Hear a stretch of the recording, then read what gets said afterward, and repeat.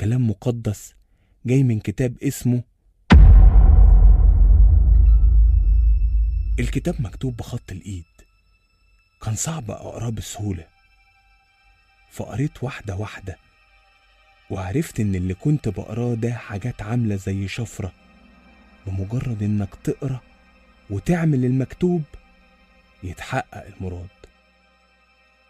يمكن كمان الكتابين اللي لقاهم آسر يكونوا نفس الموضوع، بس الكتاب اللي معايا فيه طلاسم لا بتتقري ولا هي مفهومة.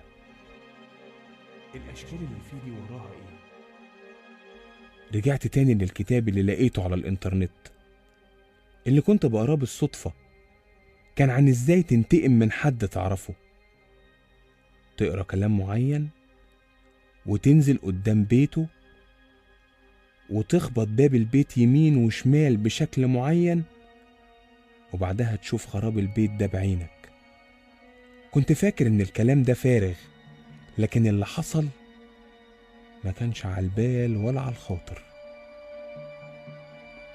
بعد ما قريت حبيت أتأكد فعلا في حاجات غيبية ممكن تحصل كده.